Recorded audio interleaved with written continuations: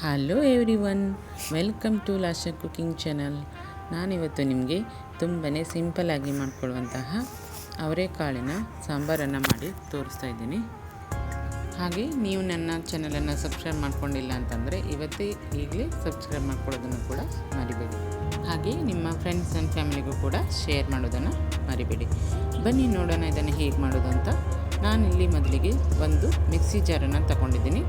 ಅದಕ್ಕೆ ಅರ್ಧ ಬೌಲು ತೆಂಗಿನ ತುರಿ ಹಾಗೆ 2 ಟೇಬಲ್ ಸ್ಪೂನಷ್ಟು ಸಾಂಬಾರು ಪೌಡ್ರನ್ನು ನಾನು ಯೂಸ್ ಮಾಡ್ಕೊಂಡಿದ್ದೀನಿ.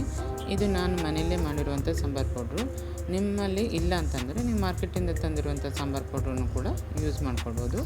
ನೆಕ್ಸ್ಟು 1/4 ಟೀ ಸ್ಪೂನಷ್ಟು ಇಂಗನ್ನು ಕೂಡ ಸೇರಿಸ್ಕೊಂಡಿದ್ದೀನಿ. ಅದ್ರ ಜೊತೆಗೆ ಅರ್ಧ ಟೀ ಸ್ಪೂನಷ್ಟು ನಾನು ಅರಿಶಿಣವನ್ನು ಕೂಡ ಸೇರಿಸ್ಕೊಂಡಿದ್ದೀನಿ. ಈ ರೀತಿ ಸೇರಿಸಾದ ನಂತರ 3 ಲವಂಗವನ್ನು ಕೂಡ ಸೇರಿಸ್ಕೊಂಡಿದ್ದೀನಿ. ಹಾಗೆ 1/4 ಇಂಚಷ್ಟು ಚಕ್ಕೆಯನ್ನು ಕೂಡ ಸೇರಿಸ್ಕೊಂಡಿದ್ದೀನಿ. ಈ ರೀತಿ ಎಲ್ಲವನ್ನು ಸೇರಿಸಾದ ನಂತರ ಅದಕ್ಕೆ ಅರ್ಧ ಗ್ಲಾಸಷ್ಟು ನೀರನ್ನು ಸೇರಿಸಿ ನುಣ್ಣಗೆ ರುಬ್ಕೊಳ್ತೀನಿ. ನೆಕ್ಸ್ಟ್ ನಾನಿಲ್ಲಿ ಒಂದು ಕುಕ್ಕರ್ ಪಾತ್ರೆಯನ್ನು ತಗೊಂಡು ಅದಕ್ಕೆ 2 ಟೇಬಲ್ ಸ್ಪೂನಷ್ಟು ಎಣ್ಣೆಯನ್ನು ಸೇರಿಸಿ ಅರ್ಧ ಟೇಬಲ್ ಸ್ಪೂನಷ್ಟು ಜೀರಿಗೆ ಹಾಗೆ ಅರ್ಧ ಟೇಬಲ್ ಸ್ಪೂನಷ್ಟು ಸಾಸಿವೆಯನ್ನು ಕೂಡ ಸೇರಿಸ್ಕೊಂಡಿದ್ದೀನಿ. ಅದ್ರ ಜೊತೆಗೆ ಕಟ್ ಮಾಡಿರುವಂಥ ಒಂದು ಈರುಳ್ಳಿಯನ್ನು ಕೂಡ ಸೇರಿಸ್ಕೊಂಡಿದ್ದೀನಿ. ಈ ರೀತಿ ಅದನ್ನು ಕೂಡ ಫ್ರೈ ಆದ ನಂತರ ನಾನು ಅದಕ್ಕೆ ಕಟ್ ಮಾಡಿರುವಂಥ ಒಂದು ಆಲೂಗಡ್ಡೆಯನ್ನು ಕೂಡ ಸೇರಿಸ್ಕೊಂಡು ಫ್ರೈ ಮಾಡ್ಕೊಳ್ತೀನಿ.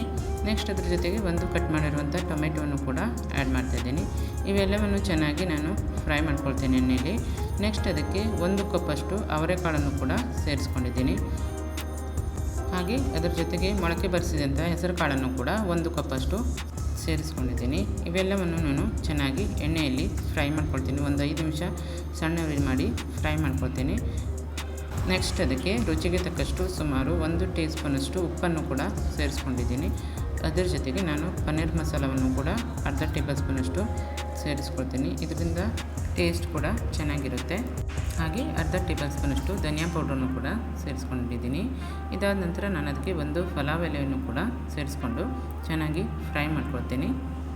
ನೆಕ್ಸ್ಟ್ ಇದಕ್ಕೆ ರುಬ್ಬಿಕೊಂಡಿರುವಂತಹ ಮಸಾಲೆಯನ್ನು ಕೂಡ ಸೇರಿಸ್ಕೊಳ್ತಾ ಇದ್ದೀನಿ. ಈ ರೀತಿ ಮಸಾಲೆಯನ್ನು ಸೇರಿಸಾದ ನಂತರ ಅದನ್ನು ಚೆನ್ನಾಗಿ 2 ರಿಂದ 3 ನಿಮಿಷ ಫ್ರೈ ಮಾಡ್ಕೊಳ್ತೀನಿ.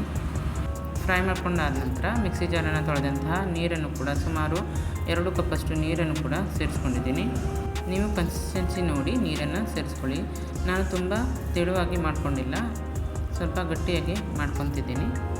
ನೆಕ್ಸ್ಟ್ ಇದನ್ನು ಚೆನ್ನಾಗಿ 2 ನಿಮಿಷ ಕುದಿಸಿಬಿಟ್ಟು ನಾನು ಅದನ್ನು ಕುಕ್ಕರ್ ಮುಚ್ಚಳವನ್ನು ಮುಚ್ಚಿ 2 ರಿಂದ 3 ವಿಸಿಲನ್ನು ಕೂಗಿಸ್ಕೊಳ್ತೇನೆ. ನೋಡಿ, ಈಗ ಕುಕ್ಕರ್ ತಣ್ಣಗಾಗಿದೆ. ಓಪನ್ ಮಾಡಿ ತೋರಿಸ್ತಾ ಇದ್ದೀನಿ. ನೋಡಿ ಎಷ್ಟು ಕಲರ್ಫುಲ್ಲಾಗಿ ಬಂದಿದೆ ಅಲ್ವಾ. ಈ ಅವರೆಕಾಳಿನ ಸಾಂಬಾರನ್ನು ನೀವು ಕೂಡ ಮನೆಯಲ್ಲೊಮ್ಮೆ ಟ್ರೈ ಮಾಡಿ. ಹಾಗೆ ನಿಮ್ಮ ಫ್ರೆಂಡ್ಸ್ ಆ್ಯಂಡ್ ಫ್ಯಾಮಿಲಿಗೂ ಕೂಡ ನಮ್ಮ ವಿಡಿಯೋ ಇಷ್ಟವಾದರೆ ಸೆಂಡ್ ಮಾಡಿ. ಹಾಗೆ ಲೈಕ್ ಮಾಡೋದನ್ನು ಕೂಡ ಮರಿಬೇಡಿ.